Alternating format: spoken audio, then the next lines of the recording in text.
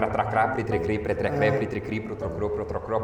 Você fazia isso? Às vezes. Pratracrá, pritrecri, pretrecré, pritricri, protrocró, protrocró, brudrugru. Os aquecimentos vocais dos velhos tempos da vida passada. O agronegócio conseguiu se destacar mesmo em meio à crise do coronavírus. O setor deve crescer este ano com direito a recorde na safra de soja. Além da soja, os frigoríficos também tiveram bons resultados no segundo trimestre de 2020. O setor como um todo tem uma performance acima da média da economia e atrai investidores pelas empresas de capital aberto que atuam nele. No programa de hoje vamos ver as melhores ações do agronegócio e quais são as tendências para o setor. Então se inscreva no canal, ative o sininho, que depois da vinheta a gente vai abrir a porteira desses investimentos.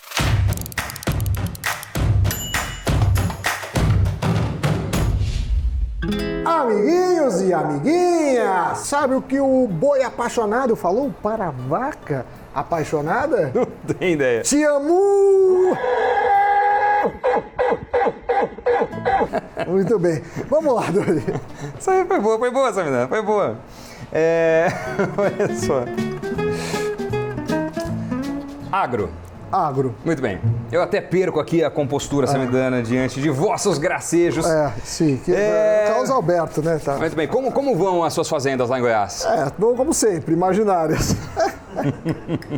Você já fez muitos trabalhos? Já conhece muita gente do setor agro? É um setor... Talvez é o setor que o Brasil tem a melhor posição competitiva, né? Um setor que a gente exporta, obviamente, os produtos, mas tem tecnologia exportável, assim, já tem casos que exporta para a África, para a Europa, então a gente é muito bom no agro como um todo. O Brasil tem posições muito importantes quando a gente analisa o contexto internacional, né? É ou líder ou quase líder em várias culturas e é interessante também que muitas pessoas que não têm familiaridade com agro imaginam aquela cena de Fazenda Chico Bento, né? Não tem nada a ver com o perfil hoje. Existe um grupo... O pessoal achando que é o programa A Fazenda na Record, não tem nada que ver. Ai, você tá me mordendo, vem cá! Não, e tem um perfil de empreendedor, de empresa muito arrojado, muito de olho em inovação, em tecnologia. É bem competitivo o setor, commodities em geral. Mas vamos lá. Muito bem, vamos lá. Hoje...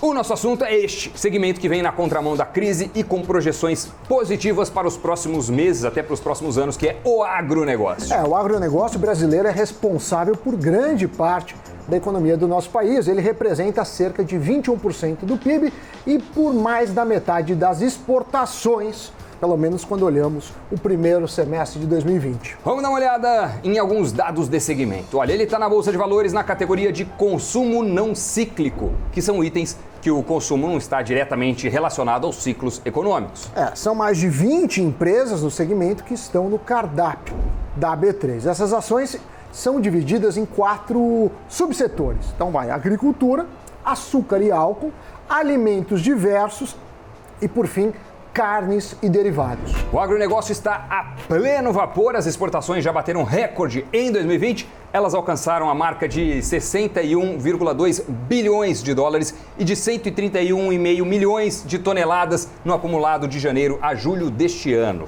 E a tendência é positiva. Com a super safra deste ano, o Brasil retomou dos Estados Unidos o posto de maior produtor do mundo de soja. As projeções americanas indicam que o Brasil se consolidará na posição também na próxima safra. Então, é campeão rumo ao bico.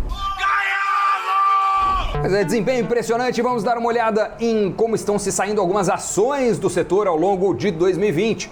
A Marfrig, que é uma das maiores companhias de alimentos à base de proteína animal do mundo. A gente está falando aqui de agro, mas é um agro expandido. Sim, não né? é que a agricultura... agropecuária. A agricultura é uma coisa, agronegócio aí pega outros setores. Por isso que dá 21% do PIB. Se você for ver só a agricultura, se eu não me engano, dá mais ou menos 10% é a ordem de grandeza. Muito bem, e a Marfrig, uma das maiores companhias de alimentos à base de proteína animal do mundo, teve um crescimento impressionante no seu valor de mercado. As ações neste ano já subiram mais de 60%, Samidana. Impulsionada pelas vendas de carne bovina nos Estados Unidos, a Marfrig registrou um lucro de 1,6 bilhão de reais no segundo trimestre de 2020, um crescimento fenomenal de 1.743% em relação ao mesmo período do ano passado acachapante, Doni. A empresa, que é negociada na bolsa com o código MRFG3, teve uma receita líquida de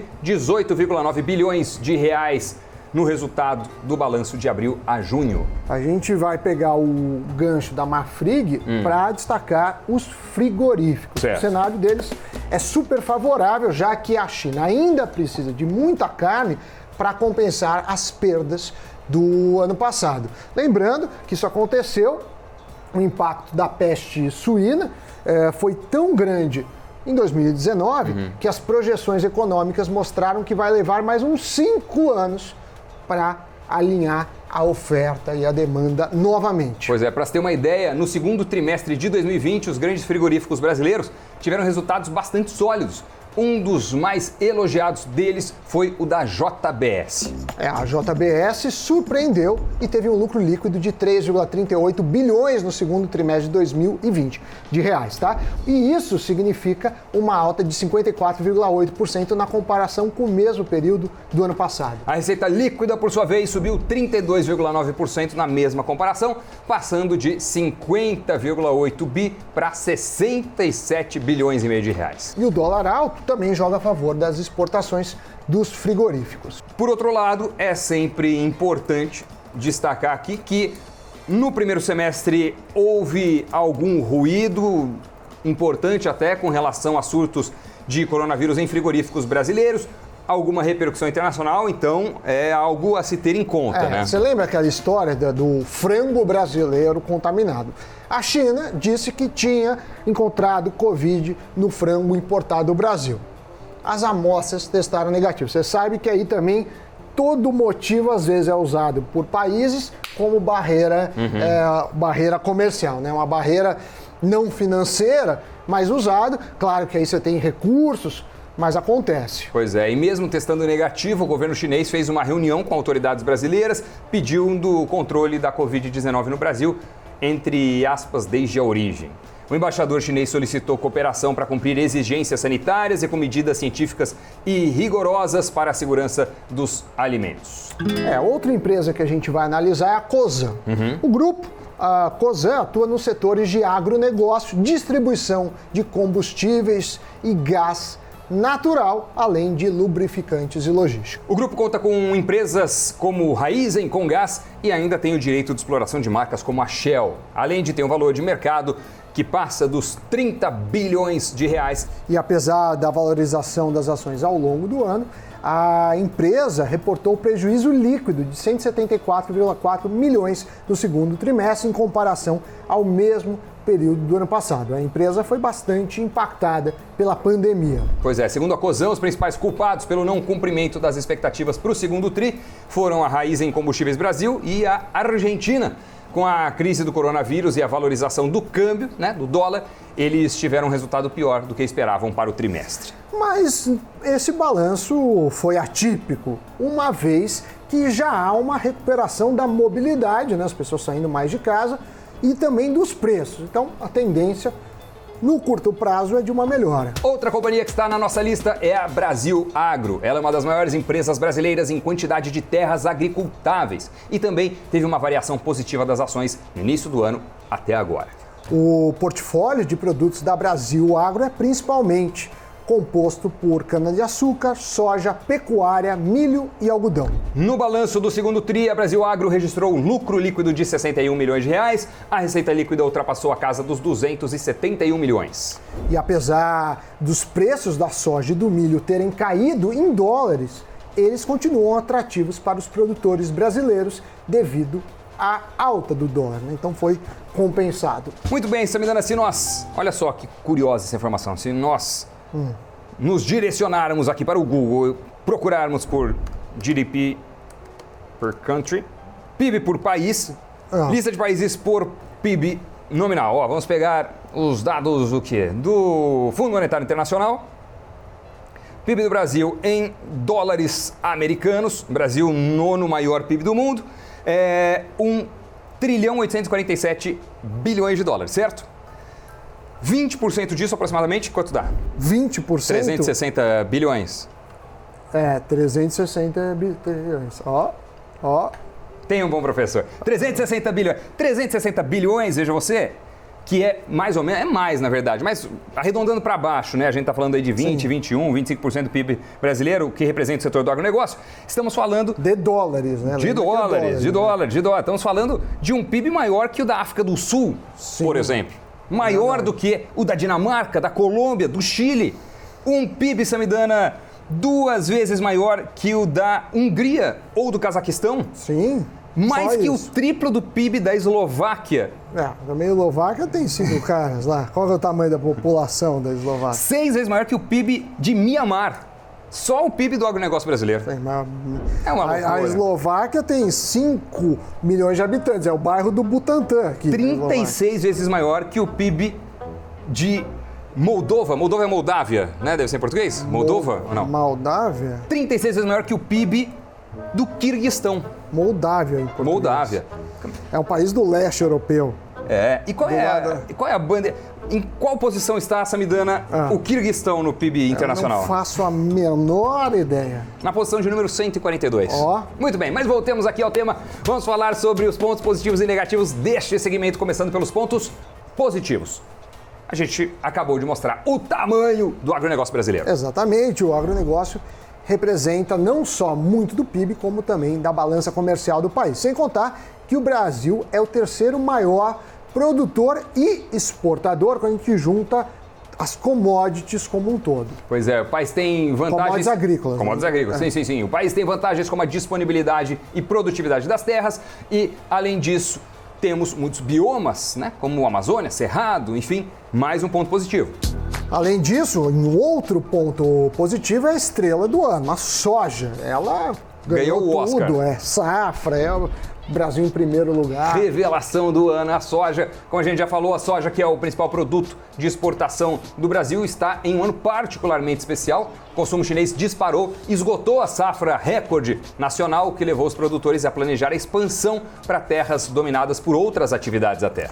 E a situação é extremamente favorável, principalmente porque vem associada a um aquecimento da demanda provocada pelo Covid. Pois é, para você ter uma ideia, até julho a China já tinha comprado mais de 70% da produção brasileira do grão. Tamanho apetite, somado à demanda nacional e de outros parceiros comerciais, levou o estoque do país ao seu mais baixo patamar da história. Com o interesse internacional pela soja nas alturas, a safra brasileira deste ano já está praticamente esgotada, o que é um fato surpreendente, porque será a maior já colhida no país, mais de 120 milhões de toneladas de produção. E o ponto forte derradeiro desta pequena seleção que fizemos é o quê? A projeção do aumento da produção de alimentos. Desde o começo da década, a ONU vem divulgando um estudo anual sobre esse assunto. Até 2050, a população global ultrapassará 9,3 bilhões de pessoas e será preciso aumentar em 50% a produção de comida, ou seja, o setor tem para onde crescer e tem capacidade para isso. Muito bem, como tudo na vida, pontos positivos, vamos para os desafios no horizonte. As oportunidades de melhora, o que pode atrapalhar. Exato. O primeiro ponto que vale destacar é que o segmento sempre está exposto, claro, aos fatores climáticos. Sim, além de interferir na produtividade, as condições climáticas também podem gerar atrasos importantes no plantio, na colheita e alteram todo o ciclo produtivo. Quando que você imaginar que uma nuvem de gafanhotos, Doni, seria ameaça para a produção aqui no Brasil? Não estava no horizonte, né? Parece piada, mas a nuvem de gafanhotos chegou mais perto do Brasil. Isso já faz algum tempo, mas é um caso peculiar, não é? Um caso peculiar. Esse ano 2020 está diferente em todos os sentidos, mas independente do ano, as mudanças climáticas sempre serão uma sombra importante para o agronegócio. Outro desafio é o custo da produção.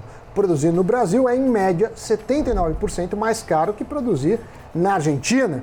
32% mais caro que no Uruguai. Esses dados foram levantados pela Federação da Agricultura do Rio Grande do Sul. A carga tributária também é responsável por encarecer os custos e diminuir a competitividade. Por conta de toda essa carga tributária, os custos agrícolas estão entre os mais altos do mundo. E aí você deve estar se perguntando, e o dólar? É positivo? Tirou as palavras da minha boca, era exatamente isso que eu estava perguntando. Ajuda ou atrapalha? Bom, claro que o agronegócio está exposto à variação cambial. Certo. E muito exposto, não é? É, muito exposto. Pois é. A alta do dólar, por exemplo, beneficia os exportadores do setor. Então, exposto não quer dizer necessariamente algo ruim. Ele pode se dar bem ou pode se dar mal, né? Está sujeito à variação da moeda americana por elementos que nem sempre estão sob nosso controle. Quem exporta produtos agrícolas está feliz da vida com a valorização do doleta neste ano. Mas o agronegócio vive uma gangorra cambial. De um lado, os exportadores animados com o dólar nas alturas. De outro, na medida em que a taxa de câmbio se mantém alta, isso acaba sendo repassado para os custos. Ou seja, a produção também fica mais cara. Essa variação pode impactar produtos que têm exportação limitada e mercado internacional mais restrito. Além desses pontos indicados, é bom prestar atenção especial no gerenciamento do endividamento em dólar de algumas companhias. As empresas que estão com grande parte de suas dívidas atreladas ao dólar, porém sem contrapartida em exportações, precisam ligar o sinal de alerta, já que estão muito expostas à variação. Muito bem, de forma geral, cambial, né? É claro, de forma geral, o setor está exposto, né, o que a gente considera como um fator de risco na hora de analisar o segmento. Um ponto de cautela aí, né? Vale saber que isto existe. Agora, depois deste panorama no cenário do agronegócio, o que acontece, Samidana?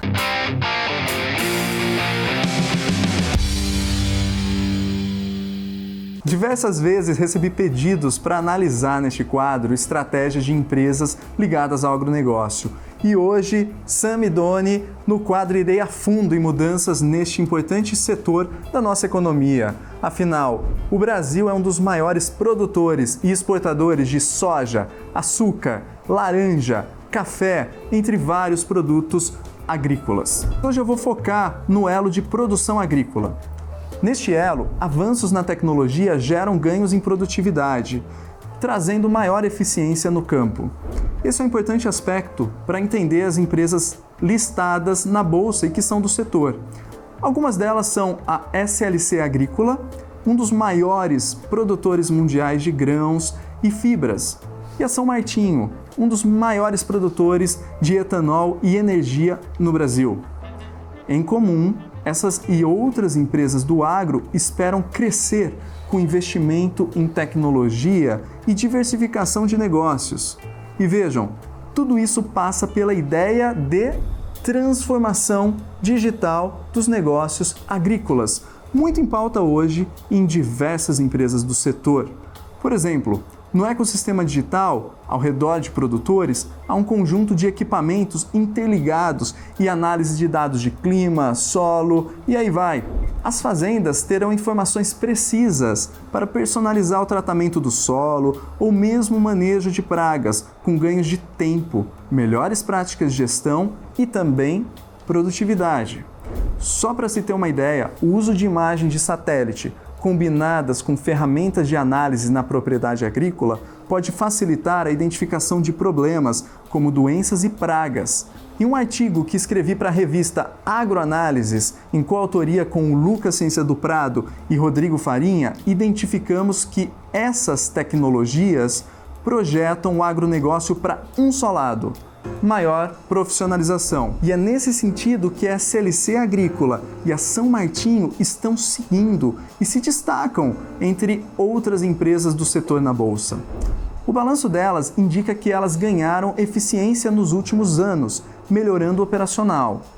No processo de uso de tecnologia e digitalização, ao invés de somente contratar tecnologia e também seguindo exemplos de outros setores, elas estão buscando desenvolver suas próprias tecnologias em parcerias com as chamadas agtechs, ou seja, empresas que promovem inovações no agro por meio de novas tecnologias no campo. A SLC tem buscado aplicar inteligência artificial e machine learning para conseguir fazer melhores modelos preditivos que permitirão tomar melhor suas decisões, por exemplo, de plantio e manejo. Isso diminuirá o risco da atividade agrícola para ela e aumentará a produtividade na sua produção de algodão, de milho e de soja.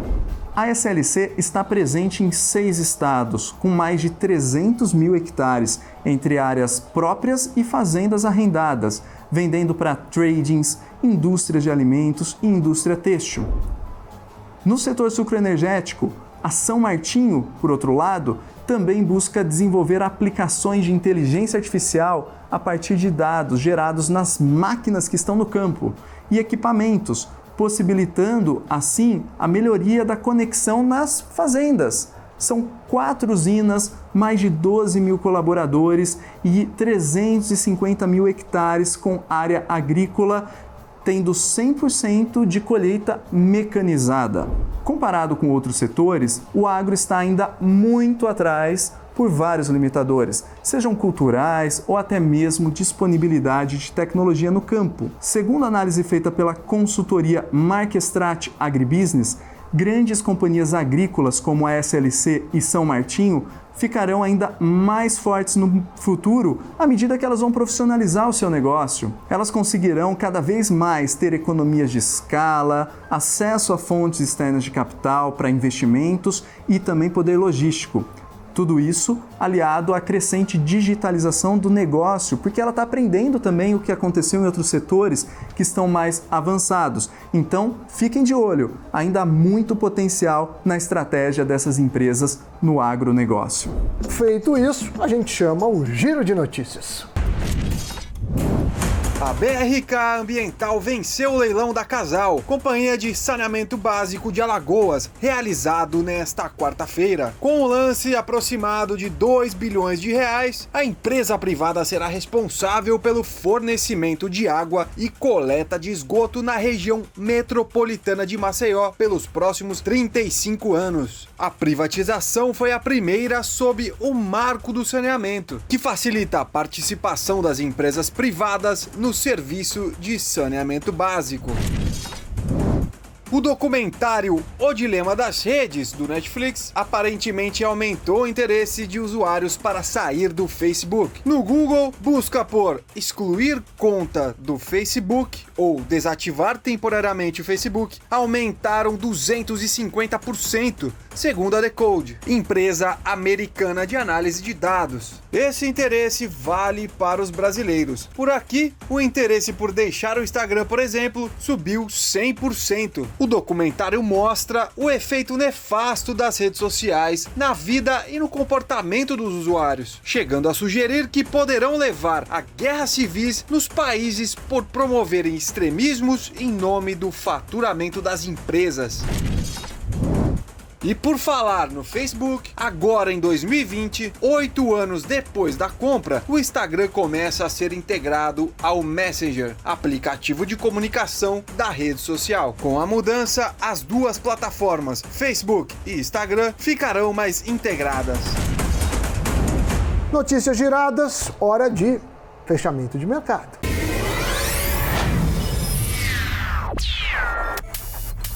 O Ibovespa, principal índice da Bolsa, terminou o dia com alta de 1,09% e mais de 94 mil pontos. As ações da Siderúrgica Nacional tiveram alta de mais de 7%. Nos destaques negativos, Suzano, Ultrapar e Equatorial. Com queda, o dólar fechou com R$ 5,61. Muito bem, Doni. Muito bem, Foi um programa muito bacana. Foi um porque programa muito interessante. Importante, um setor que nós temos orgulho de ser brasileiro. Não é tantos setores que temos esse orgulho, esse é um deles. É verdade. Então eu fiquei muito feliz. Pois é, e é um setor que aparece pouco na imprensa em geral, né? Em geral, a imprensa não cobre tantos. A mídia não cobre tanto empresas, não cobre tanto mercado financeiro. Cobre mais as empresas de consumo, que acho que as pessoas conhecem pelo nome, que não necessariamente são as mais importantes quando a gente olha o PIB do país. Pois é, mas este é um programa plural, este é um veículo novo, arrojado, é um pra frente, Investec, é quase. Não é uma Fintech, mas é um Investec, é um Newstech. Exatamente, é um Newstech, é o primeiro segmento que só temos nós. Exatamente, onde Samidana é manda-chuva. Então o tema vai entrar aqui. É a pirâmide invertida, todo mundo manda em mim. Aqui começando pelo Doni. Até parece. Bom, simbora. Tchau.